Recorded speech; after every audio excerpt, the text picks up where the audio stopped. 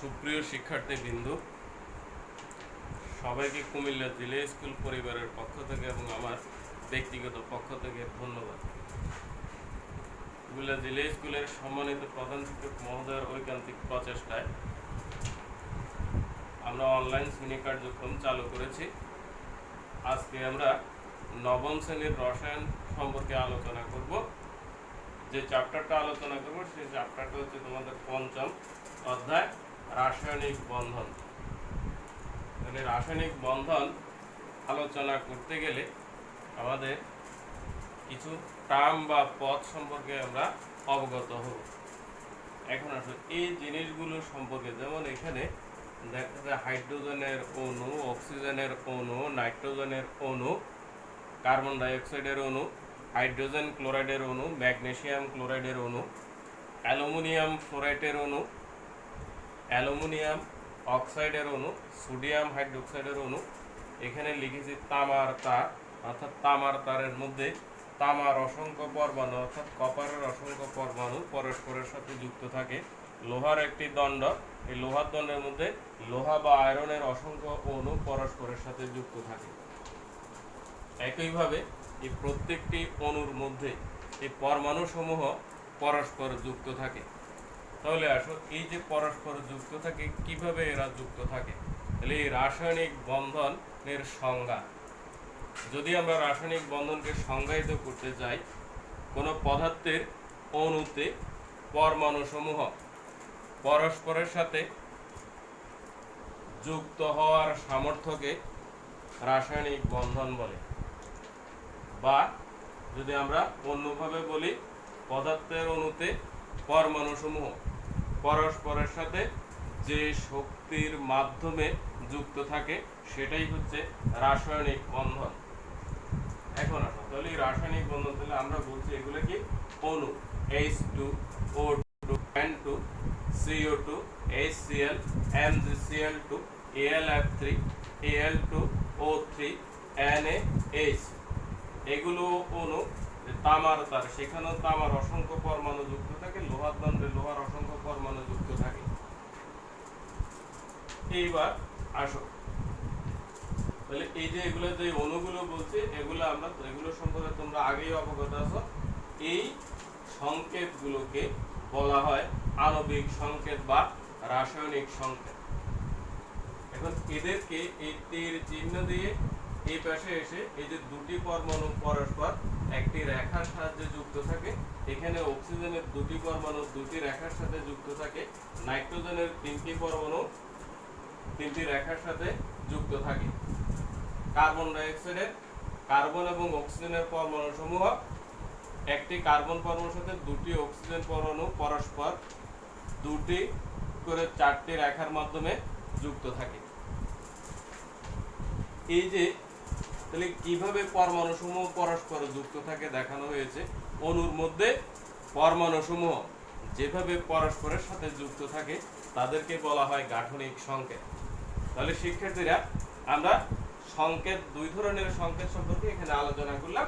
একটা হচ্ছে আণবিক সংকেত, অর্থাৎ আণবিক সংকেতে কোন পদার্থের অণুতে বিদ্যমান পরমাণু সমূহ তাদের প্রতীক এবং পরমাণুর সংখ্যাকে যেভাবে প্রকাশ করা হয় সেটা হচ্ছে আণবিক সংকেত।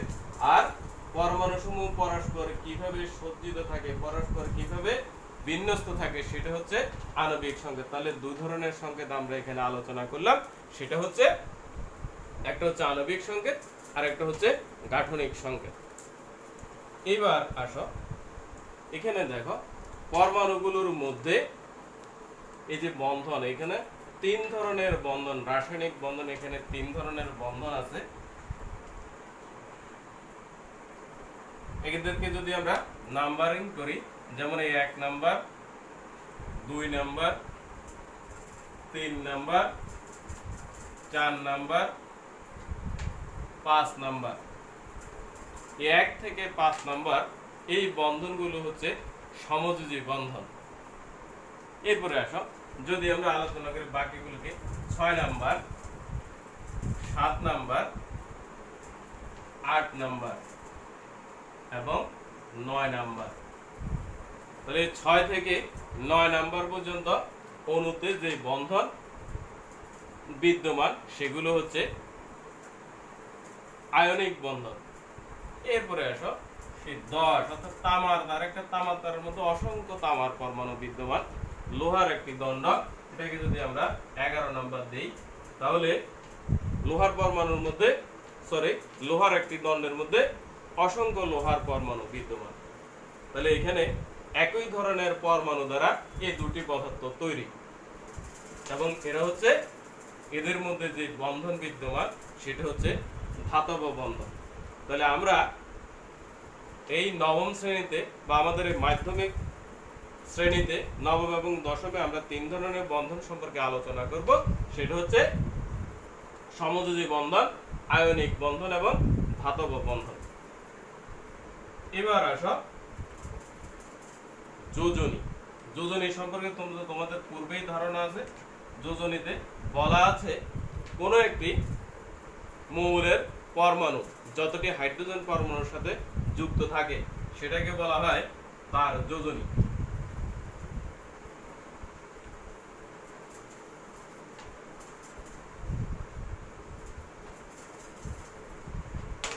আমরা যদি এখানে ধরি যেমন HCl, এখানে হাইড্রোজেন এর একটি পরমাণু একটি ক্লোরিন পরমাণুর সাথে যুক্ত আছে। পানির মধ্যে একটি অক্সিজেন পরমাণু দুটি হাইড্রোজেন পরমাণুর সাথে যুক্ত আছে। অ্যামোনিয়া একটি নাইট্রোজেন পরমাণুর সাথে 3টে হাইড্রোজেন পরমাণু যুক্ত আছে। কার্বন একটি কার্বন, মিথেনে একটি কার্বন পরমাণু 4টে হাইড্রোজেন পরমাণুর সাথে যুক্ত আছে। যেহেতু আমরা বলেছিলাম কোন মৌলের একটি পরমাণু যতটি হাইড্রোজেন পরমাণুর সাথে যুক্ত থাকে সেই সংখ্যাকে তাদের যোজনী বলা হয়। তাহলে সেই কারণে ক্লোরিনের যোজনী 1, অক্সিজেনের যোজনী 2, নাইট্রোজেনের যোজনী 3, কার্বনের যোজনী 4। এখন আসো প্রশ্ন হচ্ছে যে যৌগের মধ্যে হাইড্রোজেন নাই তাহলে তার যোজনী কিভাবে নির্ধারণ করবে? যেমন ধরো এখানে ক্যালসিয়াম অক্সাইড, ক্যালসিয়াম অক্সাইডে কোনো হাইড্রোজেন পরমাণু নাই, তাহলে ক্যালসিয়ামের যোজনী কিভাবে নির্ধারণ করব? এখন দেখো এখান থেকে আমরা অক্সিজেনের যোজনী জানি 2, তাহলে অক্সিজেনের যোজনী যেহেতু 2 প্রমাণিত, সে কারণে একটি অক্সিজেন পরমাণু একটি ক্যালসিয়াম পরমাণুর সাথে যুক্ত, সেই কারণে ক্যালসিয়ামের যোজনীও 2। তাহলে যোজনী বা যোজ্যতাকে যদি অন্যভাবে আমরা সংজ্ঞায়িত করতে যাই তাহলে কি বলতে পারি? অর্থাৎ অণুতে কোন পদার্থের অণুতে পরমাণু সমূহ পরস্পরের সাথে যুক্ত হওয়ার সামর্থ্যকে যোজনী বলা হয়। এখন আসো রাসায়নিক বন্ধন, আমরা আগেই বলেছিলাম কিছু টার্ম বা পদ সম্পর্কে আলোচনা করব। এখানে আসো তাহলে আমরা যোজ্যতা ইলেকট্রন, যোজ্যতা ইলেকট্রন আলোচনা করতে গিয়ে আমরা ইলেকট্রন বিন্যাস সম্পর্কে ধারণা নেব।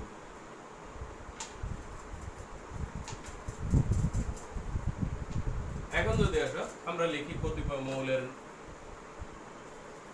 মৌলের প্রতীক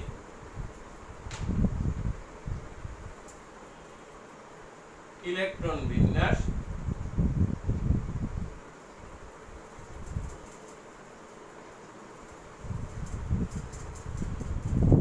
যোজ্যতা ইলেকট্রন।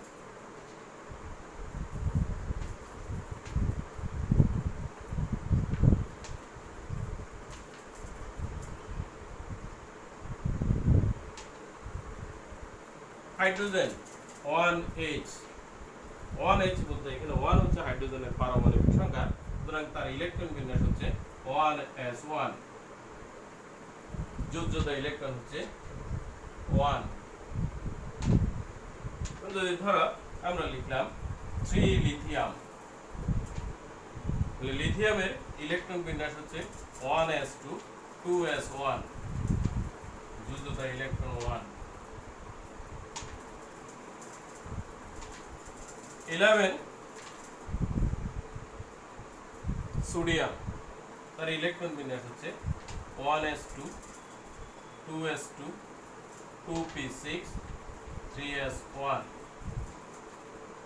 যুদ্ধ ইলেকট্রন 1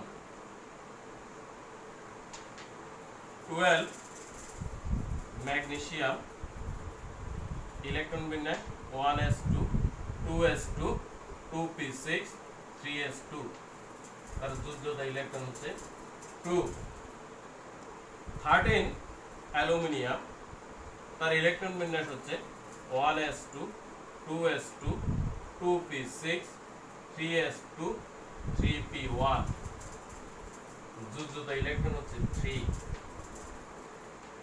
এইভাবে 19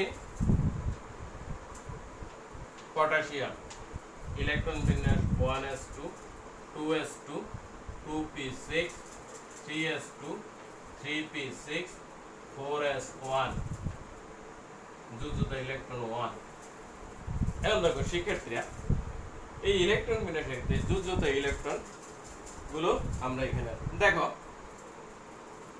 হাইড্রোজেনের একটি মাত্র শক্তি স্তর আছে এবং সেখানে একটি মাত্র ইলেকট্রন আছে লিথিয়ামের শক্তি স্তর হচ্ছে দুইটা শেষ শক্তি স্তরে একটা ইলেকট্রন সোডিয়ামের শক্তি স্তর হচ্ছে তিনটা এবং শেষ শক্তি স্তরে একটা ইলেকট্রন একইভাবে ম্যাগনেসিয়ামের শেষ শক্তি স্তরে দুটো ইলেকট্রন অ্যালুমিনিয়ামের শেষ শক্তি স্তরে s অরবিটালে দুটি এবং p অরবিটালে একটি মোট তিনটি ইলেকট্রন পটাশিয়ামের শেষ শক্তি স্তরে অর্থাৎ চতুর্থ শক্তি স্তরে একটি মাত্র ইলেকট্রন এখন আসলে আমরা তাহলে এই যুদ্ধতা ইলেকট্রন কি যেহেতু আমরা শেষ শক্তি স্তরের ইলেকট্রনের সাহায্যে এই যুদ্ধতা ইলেকট্রনগুলোকে নির্ণয় করেছি সেক্ষেত্রে আমরা বলতে পারি কোন মৌলের শেষ শক্তি স্তরের ইলেকট্রন সংখ্যাকে ওই মৌলের যুদ্ধতা ইলেকট্রন বলে তাহলে বুঝতে পারছো বন্ধুরা তাহলে কি হবে আমরা বলছি যুদ্ধতা ইলেকট্রন তাহলে যুদ্ধতা ইলেকট্রন কি কোন মৌলের শেষ শক্তি স্তরের ইলেকট্রন সংখ্যাকে তার যুদ্ধতা ইলেকট্রন বলে এখন কেন শেষ শক্তি স্তরের ইলেকট্রনকে যুদ্ধতা ইলেকট্রন বলে সেটাও আমরা আলোচনা করব তার আগে এখানে দেখো হাইড্রোজেন ব্যতীত বাকি প্রত্যেকটি মৌল হচ্ছে ধাতু এখন আসো যদি আমরা কিছু অধাতুর ইলেকট্রন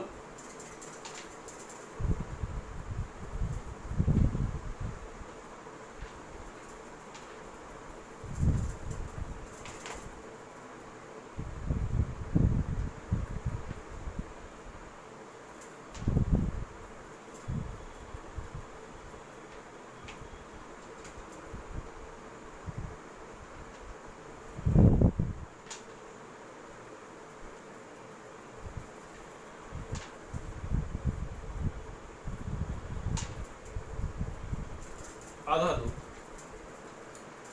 যেমন ধরো কার্বন 6 কার্বন তার ইলেকট্রন বিন্যাস হচ্ছে 1s2 2s2 2p2 এর শেষ শক্তি স্তরে s অরবিটালের দুটি p অরবিটালের দুটি মোট যুদ্ধতা ইলেকট্রন হচ্ছে 4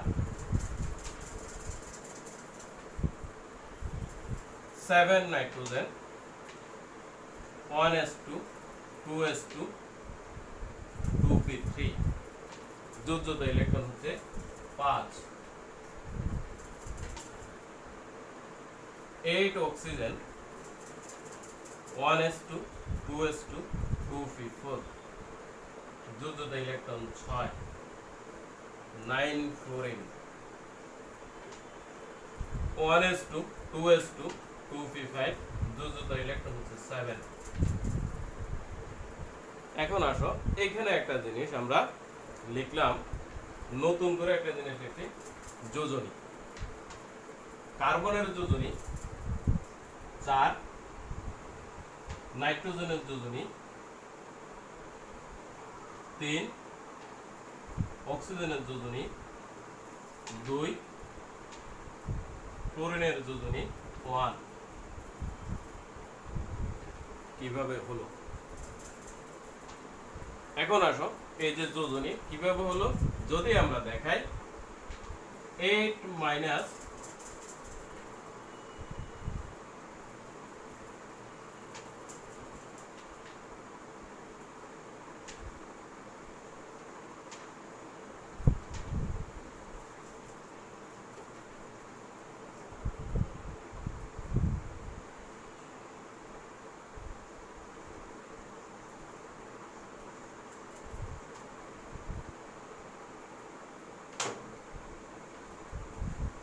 যোজনী আসো, তাহলে এখানে 4 কিভাবে হলো? এখান থেকে 8 - 4, এখান থেকে 8 - 5,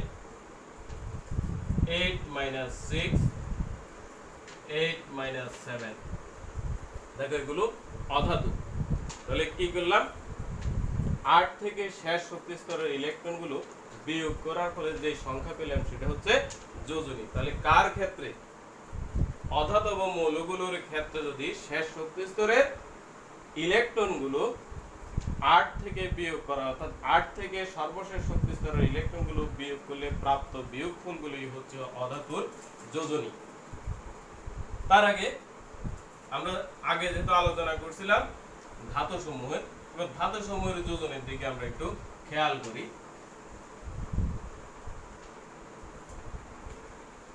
বলছিলাম লিথিয়াম,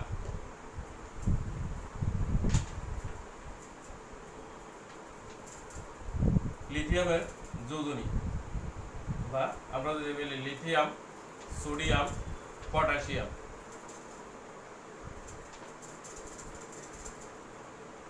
মৌল সমূহের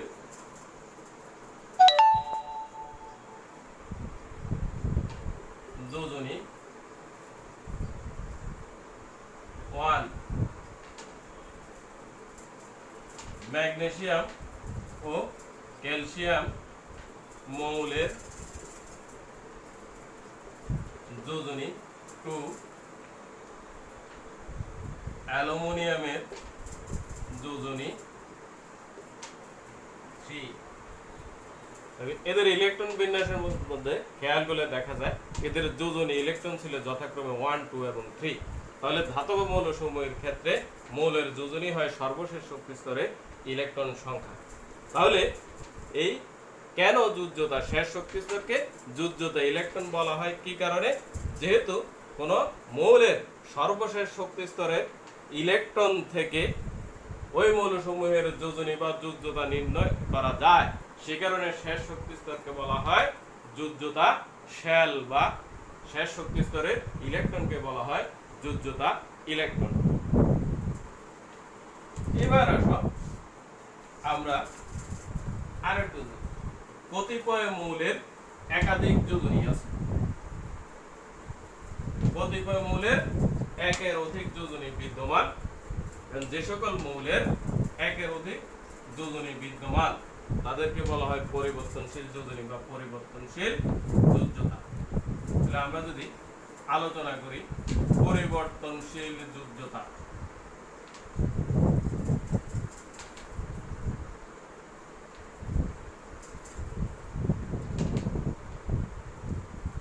সেক্ষেত্রে আমরা যদি একটু সংজ্ঞা লিখি, যে সকল মৌলের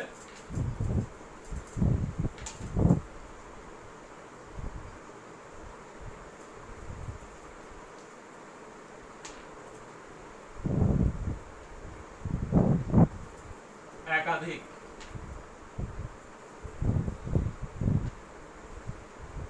যুজ্যতা বিদ্যমান,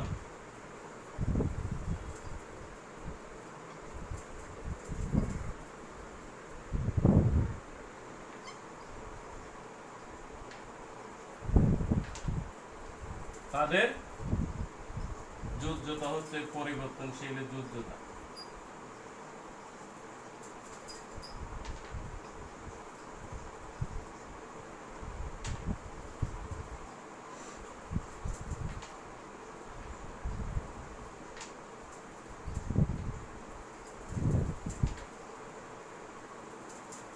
পরিবর্তনশীল যুজ্যতা বিশিষ্ট মৌল কারা?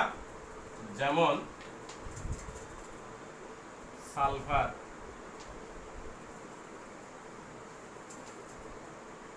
এর যোজনী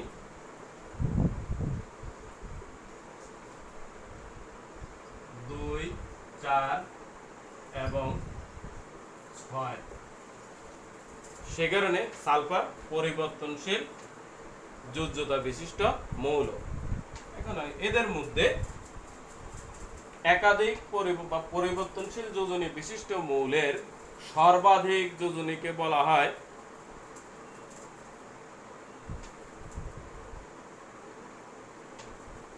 সর্বোচ্চ যোজনী। আবার বলি, পরিবর্তনশীল যোজনী বিশিষ্ট মৌলের মধ্যে বিদ্যমান সর্বোচ্চ যোজনী, যে যোজনীটা সবচেয়ে বেশি সেটাকে বলা হয় সর্বোচ্চ যোজনী। আর কোন যৌগের পরিবর্তনশীল বিশিষ্ট কোন মৌলটির যে যোজনী বিদ্যমান থাকে তাকে বলা হয় সক্রিয় যোজনী। যেমন ধরো আমরা যদি দেখি এই যৌগের সংকেত,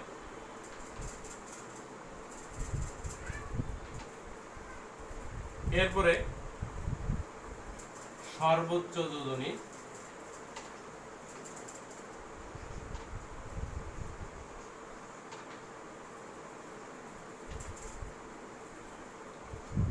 সক্রিয় যোজনী,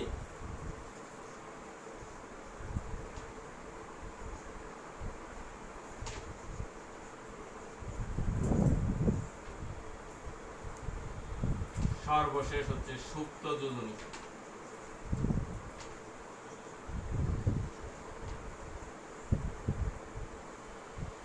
যদি আমরা সালফারকে ধরি তাহলে সালফারের সর্বোচ্চ যোজনী হচ্ছে 6। তার একটি যৌগ যদি আমরা নিই যেমন H2S বা হাইড্রোজেন সালফাইড, এখানে সালফার দুটি হাইড্রোজেন পরমাণুর সাথে যুক্ত, সেই কারণে সালফারের যোজনী হচ্ছে এখানে 2। তাহলে এই যৌগের মধ্যে সালফারের যোজনী হচ্ছে 2, সেটা হচ্ছে তার সক্রিয় যোজনী। সালফারের সর্বোচ্চ যোজনী হচ্ছে 6। তাহলে সুপ্ত যোজনী, তাহলে সর্বোচ্চ যোজনী থেকে সক্রিয় যোজনী বিয়োগ করলে যেটা পাওয়া যায় সেটা হচ্ছে মৌলের সুপ্ত যোজনী। তাহলে তার সুপ্ত যোজনী হচ্ছে 6 - 2 = 4।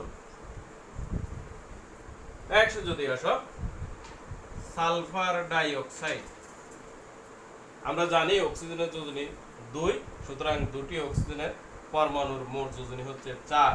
তাহলে যেহেতু দুটি অক্সিজেন পরমাণু একটি সালফার পরমাণুর সাথে যুক্ত, সেই কারণে এক্ষেত্রে সালফারের সক্রিয় যোজনী হচ্ছে 4। তাহলে সালফারের সর্বোচ্চ যোজনী হচ্ছে 6।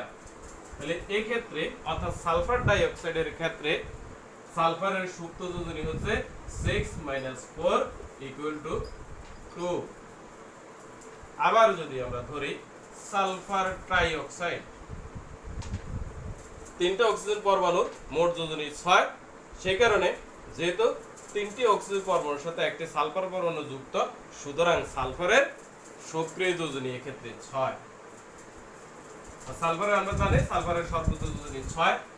তাহলে সালফার ট্রাই অক্সাইডের ক্ষেত্রে সালফারের সুপ্ত যোজনী হচ্ছে 6 - 6 = 0।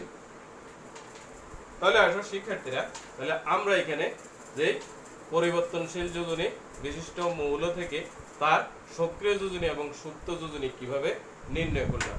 তাহলে আমরা যদি আরেকটু রিভিউ করি, তাহলে সর্বোচ্চ যোজনীকে পরিবর্তনশীল যোজনী বিশিষ্ট মৌলের সর্বাধিক যোজনীকে বলা হয় সর্বোচ্চ যোজনী। সক্রিয় যোজনী পরিবর্তনশীল যোজনী বিশিষ্ট মৌলের যে যোজনীটি কোনো যৌগে কার্যকর অবস্থায় থাকে সেটাকে বলা হয় সক্রিয় যোজনী। আর সুপ্ত যোজনী হচ্ছে সর্বোচ্চ যোজনী থেকে সক্রিয় যোজনী বিয়োগ করার পর যেটা থাকে সেটাই হচ্ছে সুপ্ত যোজনী। এখন আসো আমরা আরেকটু টার্ম আলোচনা করে আজকের ক্লাস এখানে শেষ করব। আমরা বলছিলাম গাঠনিক সংকেত। আচ্ছা, গাঠনিক সংকেত সম্পর্কে এবার একটু আমরা আলোচনা করব।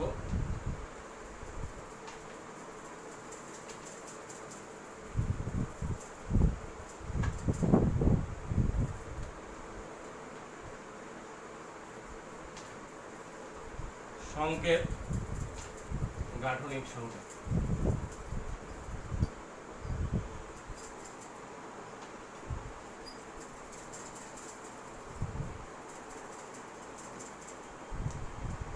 H2O2 হাইড্রোজেন পারঅক্সাইডের আণবিক সংকেত। এবার এটার গাঠনিক সংকেত হচ্ছে এই অক্সিজেন পরমাণু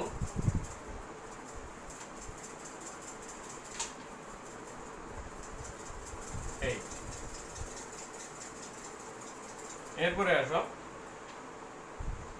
N3H এটাকে বলা হয় হাইড্রোজোয়িক অ্যাসিড। এটাকে যদি আমরা দেখাই,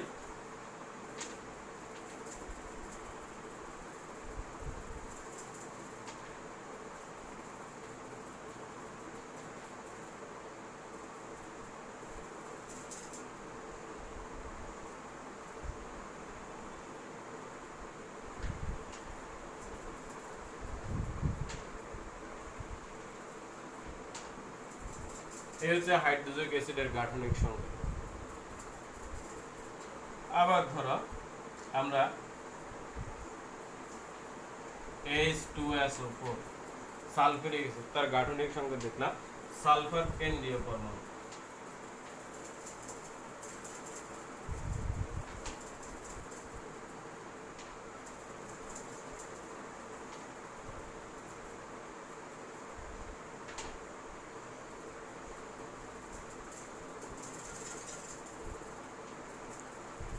এবার দেখো এই দুইটার ক্ষেত্রে দুটি অক্সিজেন পরমাণুর সাথে দুটি হাইড্রোজেন পরমাণু যুক্ত, সেই হিসেবে একটি হাইড্রোজেন পরমাণুর সাথে একটি অক্সিজেন পরমাণু যুক্ত, তাহলে অক্সিজেনের যোজনী এখানে এক হওয়ার কথা। একইভাবে তিনটি নাইট্রোজেন পরমাণুর সাথে হাইড্রোজেনের একটি পরমাণু যুক্ত, তাহলে নাইট্রোজেনের যোজনী ভগ্নাংশ হওয়ার কথা। তাহলে গাঠনিক সংকেতের আণবিক সংকেতের সাহায্যে কখনো কখনো মৌলের প্রকৃত যোজনী নির্ণয় করা যায় না। যদি আমরা এই দুইটার ক্ষেত্রে আলোচনা করি, গাঠনিক সংকেতের ক্ষেত্রে মৌলের প্রকৃত যোজনী নির্ণয় করা যায়। কিভাবে নির্ণয় করা যায়? দেখো এখানে একটি অক্সিজেন পরমাণুর সাথে একটি হাইড্রোজেন পরমাণু একক বন্ধনের মধ্যে যুক্ত, অর্থাৎ একটি রেখার মাধ্যমে যুক্ত। সেই কারণে হাইড্রোজেনের যোজনী এখানে এক, এই অক্সিজেন পরমাণু একটা হাইড্রোজেন পরমাণুর সাথে একটা অক্সিজেন পরমাণুর সাথে একক বন্ধনের মাধ্যমে যুক্ত, তাহলে তার যোজনী 2। তাহলে এখানে অক্সিজেনের যোজনীয় 2, হাইড্রোজেনের যোজনীয় 2 আমরা নির্ণয় করতে পারলাম। এখানে আসো, তাহলে এই ক্ষেত্রে গাঠনিক সংকেতের ক্ষেত্রে হাইড্রোজোয়িক অ্যাসিডের গাঠনিক সংকেত যদি আমরা পর্যালোচনা করি, তাহলে দেখা যায় এই নাইট্রোজেন পরমাণুর সাথে একটি হাইড্রোজেন পরমাণু একক বন্ধনের মাধ্যমে যুক্ত, সুতরাং হাইড্রোজেনের যোজনী 1। এই নাইট্রোজেন পরমাণু আরেকটি নাইট্রোজেন পরমাণুর সাথে দ্বিবন্ধনের মাধ্যমে, তাহলে এখানে দ্বিবন্ধন, এখানে এক, তাহলে এই নাইট্রোজেন পরমাণুর যোজনী হচ্ছে 3। এই নাইট্রোজেন পরমাণু এই নাইট্রোজেন পরমাণুর সাথে দ্বিবন্ধনের মাধ্যমে যুক্ত, তার বাম পাশেরটার সাথে দ্বিবন্ধনের সাথে যুক্ত, সুতরাং 2, 3, 5। এই নাইট্রোজেন যোজনী 5, এই নাইট্রোজেন যোজনী 3। সালফারিক অ্যাসিডের ক্ষেত্রে দেখো সালফার এই দুটো অক্সিজেন পরমাণুর সাথে দ্বিবন্ধনের মাধ্যমে, এটার সাথে দ্বিবন্ধনের মাধ্যমে, তাহলে এখানে যোজনী 4, আর এখানে অক্সিজেনের সাথে একক বন্ধন, এই অক্সিজেনের সাথে একক বন্ধন, টোটাল যোজনী হচ্ছে 6। হাইড্রোজেন অক্সিজেনগুলোর সাথে একক বন্ধনে যুক্ত, হাইড্রোজেন যোজনী 1। অক্সিজেন একটা সালফারের সাথে একটা সালফার পরমাণু এবং একটি হাইড্রোজেন পরমাণুর সাথে যুক্ত, সুতরাং যোজনী। তাহলে এখান থেকে আমরা কি বুঝলাম? কখনো কখনো আণবিক সংকেতের সাহায্যে মৌলের প্রকৃত যোজনী নির্ণয় করা যায় না, কিন্তু গাঠনিক সংকেতের সাহায্যে ওই মৌলের প্রকৃত যোজনী নির্ণয় করা যায়।